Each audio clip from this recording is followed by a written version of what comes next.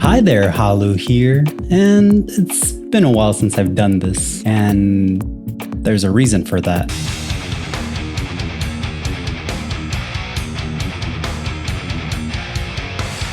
We'll talk about that in a future video, but for now, let's get back to Japan. Continuing from my previous video in Hiroshima, we arrived in Fukuoka, where we checked out the famous Canal City, ate at the precious Kirby Cafe, and tried the original Ichiran ramen. Then, we made our way to the coast of Itoshima, saw some iconic sacred rocks by the beach, and discovered some cool spots along the way. The journey took us to Kyoto next, where we mixed traditional experiences like walking through historic alleyways with modern stops like the Nintendo store. We rode this incredible vintage train from the 60s to Nara, had some interesting encounters with the local deer there, found an amazing hole-in-the-wall curry spot in Arashiyama, and wrapped things up headed toward Hakone. Join me as we explore Fukuoka and Kyoto. July 2nd, 2024, Fukuoka, Day 1. Our day began with a train journey from Hiroshima to Fukuoka, an hour-long ride that started around noon. We're on our way to Hakata. City is Fukuoka. We're currently riding the Shinkansen out of Hiroshima. Wanted to go to Museum yesterday, but didn't happen because it was raining and the JR lines were all closed. So not a bad trip, but I also went to the old bar that I thought was what I thought it was 10 years ago, but they had changed locations and the vibe just wasn't the same anymore. Before boarding, we stocked up on plenty of food to keep us energized upon arrival. Got a little beef bento box. Check that out, little soy sauce or sauce bottle. Nice top, four egg sandwich and a katsu sandwich as well. Just going hard on the bottle already. Sauce and hermita. Yeah. Even though the train ride is short, it just doesn't feel the same without a bento box. Our first stop in Fukuoka was Canal City Hakata, a large shopping and entertainment complex built around an artificial canal. Developed by architecture studio Jurdi, Canal City was Japan's largest private development project at the time, providing shopping and entertainment for the growing population in the area. Opened on April 20th, 1996, 420, this massive mall has everything you'd expect, plus games, movie and live theaters, and of course, plenty of food. While exploring, my girlfriend spotted a Calvin Klein advertisement featuring Jungkook from BTS, and obviously had to smother him. When she sees a photo booth store, and I mean any photo booth store, I already know that we're going in.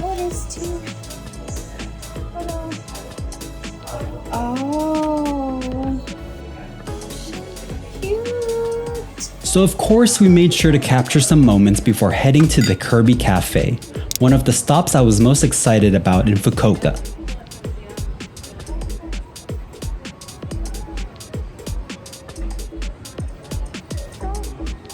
The Kirby Cafe features food, drinks, decorations, and merch inspired by the popular video game franchise. Everything was incredibly cute, making it impossible to choose from the elaborate menu.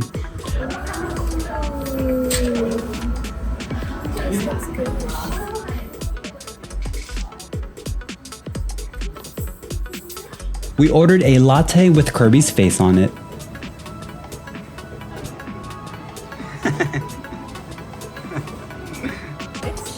curry with Waddle Dee tucked under an egg blanket, Kirby Cafe, Kirby Fork, Waddle Doo!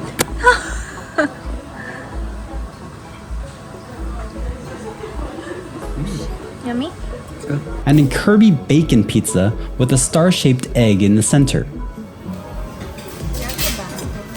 As expected with themed cafes, the food was usually mediocre, but that didn't stop us from having some fun. Once we finished, we left Canal City and took a bus to Ohori Park. On the way, we spotted an enormous torii gate made out of raw wood, marking the entrance to Gokoku Shrine. We started with a visit to its botanical garden, located right at the entrance, which costs about 250 yen to enter.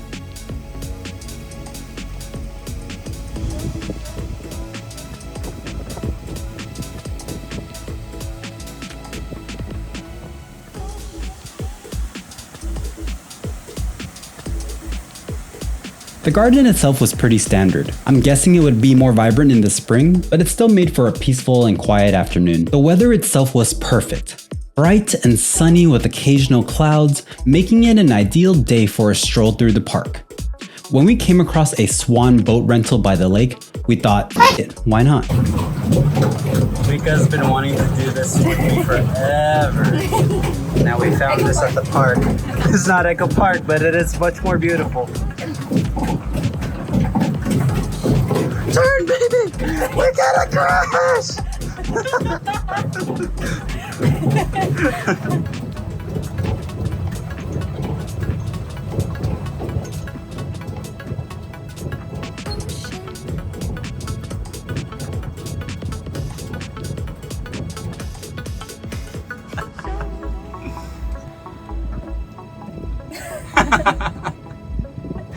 It was a little nerve-wracking at first, but eventually we got the hang of it and had a great time navigating the lake. Before starting our day, we left our luggage at the hotel, but now it was finally time to check in.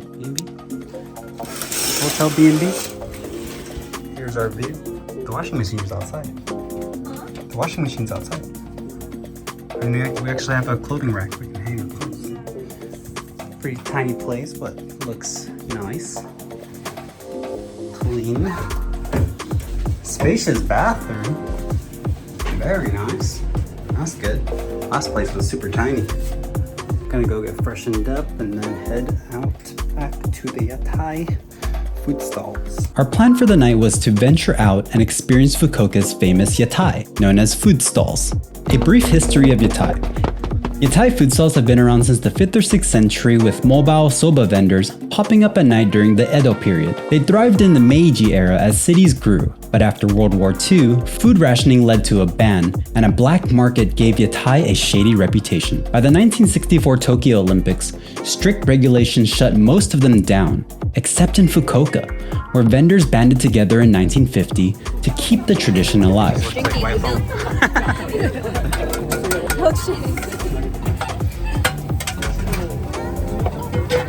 I ordered ramen that tasted remarkably similar to Ichiran's.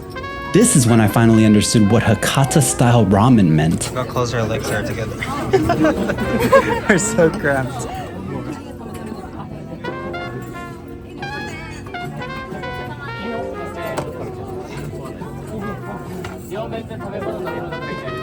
We also sampled dumplings from other stalls, though most had long waits for seating.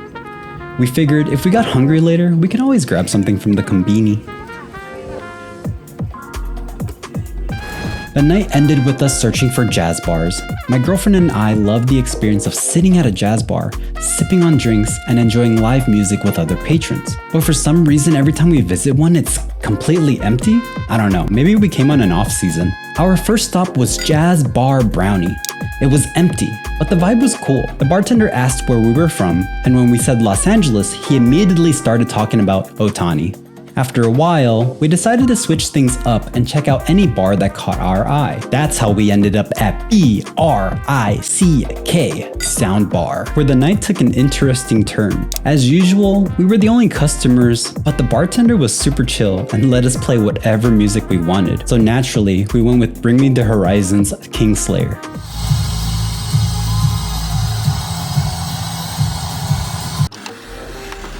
July 3rd, 2024, Fukuoka Day 2. We had an ambitious day ahead of us, planning to visit Itoshima, a city on the northwest coast of Kyushu Island. Before setting out, we needed breakfast and wandered around Hakata Station's surrounding area before settling on Temujin, located in Kite Hakata's B1F level. I ordered a chicken nanban set meal with tartar sauce, while my girlfriend got a half-and-half chicken meal set. To be honest, I didn't know what nanban was, and I've never had tartar sauce with chicken, but it was surprisingly very good. Properly nourished, we took the West Coast liner to Itoshima, about an hour-and-a-half journey costing roughly 1,000 yen. Our first destination was Sakurai Futamiguara, known for its two massive rocks connected by a Shimenawa rope standing before a white torii gate on the beach. The site is famous for its sunset views and represents the mythological deities Izanagi and Izanami, making it a popular spot for couples. Continuing along the shoreline, we discovered Surfer's Market, a beachfront shop north of the torii gate. That's good.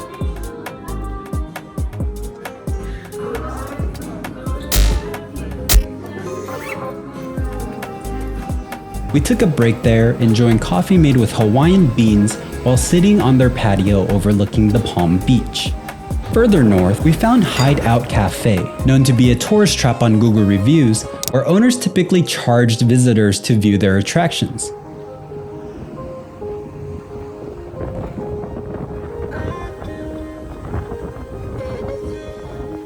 We got lucky and weren't approached for any fees. Behind the cafe, we had an empty parking lot with various landmarks and swings to ourselves, creating an unexpectedly romantic atmosphere. Sitting on a tube. It's really hot. Yeah! Yeah! Yeah!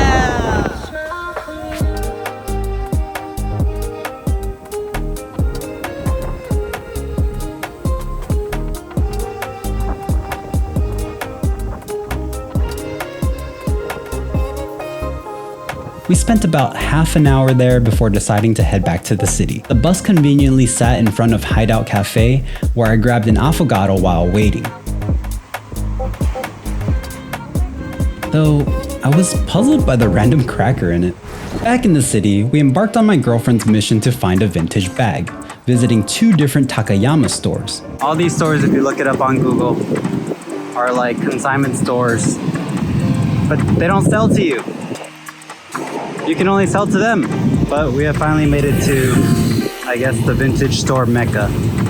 Here we go. We definitely got our step counts up doing this for most of the afternoon. Most of the stores were either closed or not selling, and I think the staff noticed us confused outside of the stores because they would come out and give us a map of like which Takayama stores were actually selling and open to the public. We ended our night at the original Ichiran restaurant. As longtime fans of the chain, visiting the first location was very exciting, though we did notice some differences. Smaller seats and non-operational water taps.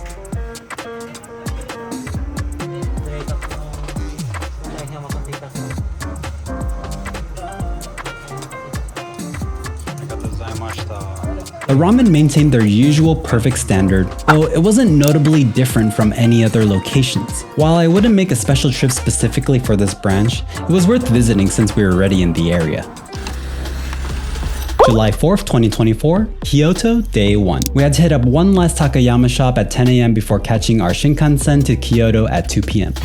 So we are to go to Kyoto today, but before that, gotta make a quick stop at some vintage stores since yesterday's visit to the Takayama was not a success.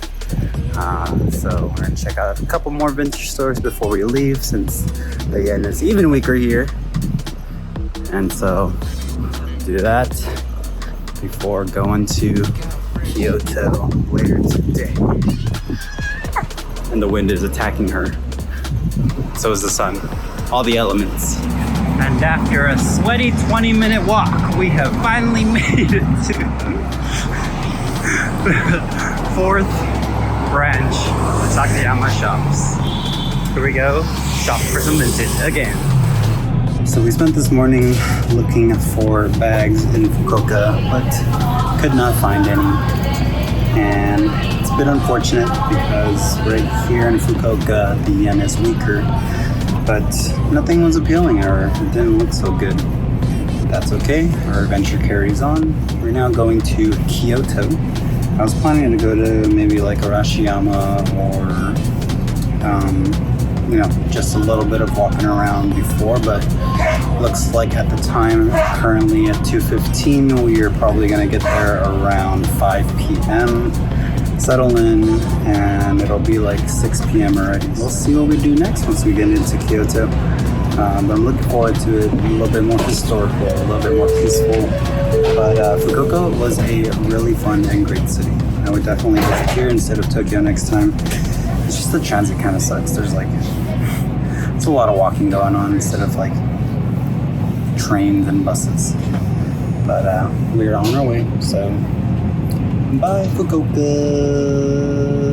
This is a 3-hour train ride, and you can see we were obviously very hungry.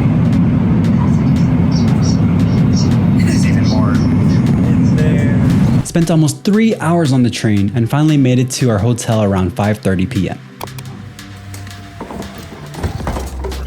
Nice. Good spacey. We have a view of a wall, yeah. Oh yeah, it's a wall. Yeah. Restroom. Spacious. Beautiful. Hell yeah. Just as big as our last one. And even bigger. It's like our Osaka one.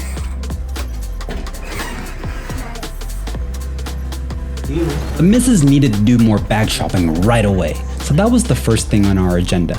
Bags, and even more bags. More bags. More bags. Bag. She almost died looking for bags. Once we got that out of the way, I finally got to see something that was fun for me, Nintendo Kyoto. They had these massive sculptures from popular Nintendo games and all this fun and cute merch. I didn't end up buying anything for myself, just grabbed a gift for a friend, but it was still cool to see everything. We wandered all over Kiyamachi Street and browsed the different restaurants trying to figure out dinner before landing at Gyukatsu Kyoto at their pontocho spot. We waited around 20-30 minutes, but it wasn't that long. Got a Suntory premium malt for myself, while my girlfriend tried their matcha beer.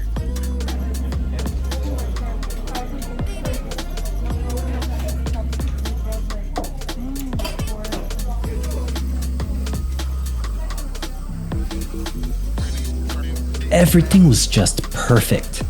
Rice came out steaming, miso soup was piping hot, and they kept offering refills on the house. Like if I still had meat left, they'd bring out more rice. And don't even get me started on the cabbage. I went absolutely crazy on that stuff. They had a whole line of sauces to try. Their signature onsen egg dipping sauce, this spicy chili miso, Kyoto style curry, and fresh wasabi. Hard pass on that last one. Honestly, probably the best gyukatsu I've ever enjoyed in my life. After stuffing ourselves, we took the long way back to the hotel for those extra steps and enjoyed the rest of our night. I almost said earlier, sexy. Huh? I almost said sexy. Should have said it.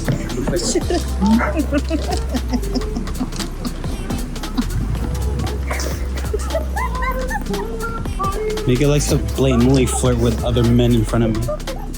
I'm leaving her ass. Why is this girl following me?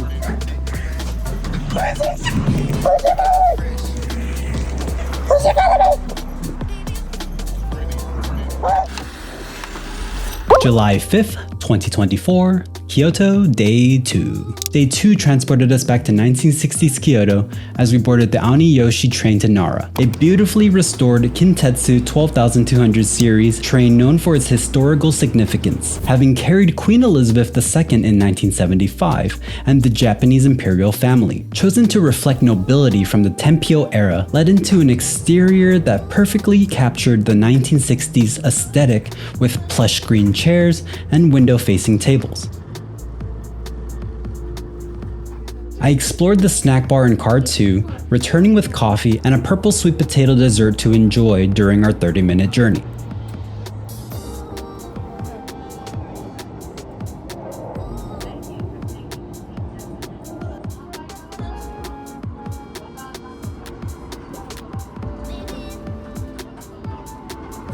Arriving in Nara, we entered what I can only describe as Deer Central.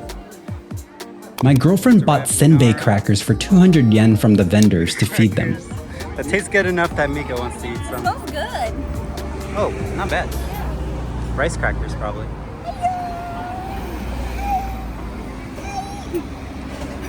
Just snatch it off. Wait, hold on. Don't show them you got it. They're coming for you. Hi. Wait.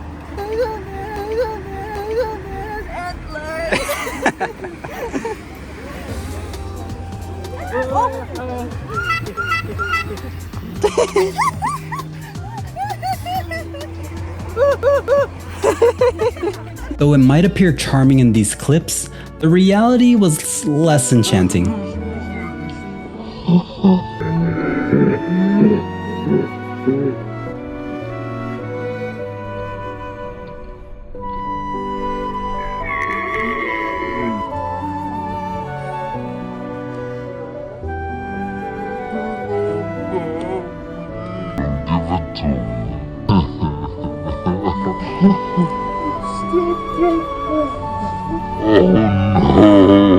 Stepped on poo poo.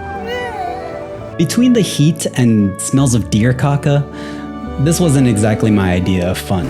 We caught another train to Arashiyama and then went searching for lunch. One thing that I've noticed about Japan is that you can often trust your instincts instead of having to do research for dining. My girlfriend and I wordlessly agreed on backtracking to a curry spot that we passed by, a tiny little place called George's Fried Chicken Curry. We ordered beers while watching a man, perhaps George himself, prepare our food. Despite my initial skepticism, watching him simply ladle curry over some pre-made katsu, the meal proved surprisingly delicious and comforting.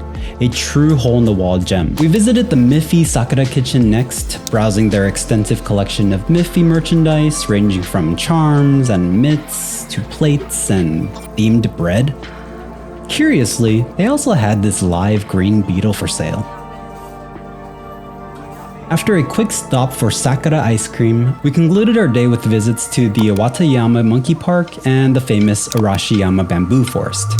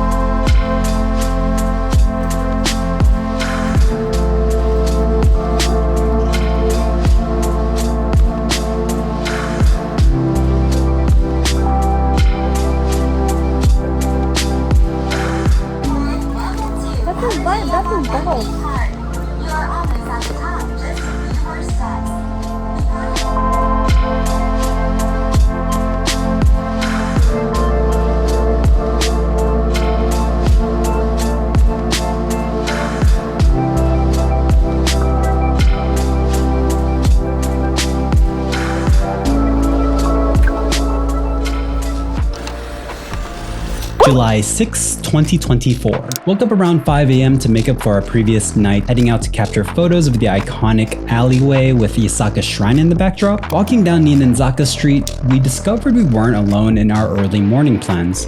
Several other visitors had the same idea. Along the way, I noticed an intriguing shop displaying unique illustrations and sculptures that really caught my eye. The art style was exactly what I'm into, though I regret not catching the name of that place. If you know what this place is called, feel free to leave it in the comments. We then bid farewell to Kyoto and began our journey to Hakone. I appreciate you guys for watching, liking the video, and subscribing to the channel. I don't ask of you guys to do that. If you do decide to do that, that's all up to you, and I appreciate it, and it definitely helps me grow the channel, and it definitely makes me want to do more of these. Either way, I'm going to keep doing more of these because I've already decided and determined to continue making vlogs and making videos of my trips and my travels and just getting back to this routine of creating things. More updates as I get past all these Japan videos, but as for now, just know that they'll be coming out much more sooner than later. So thank you guys for watching, and I'll see you on the next one. Wait, I say, what do I say? Halu at you later. Bye.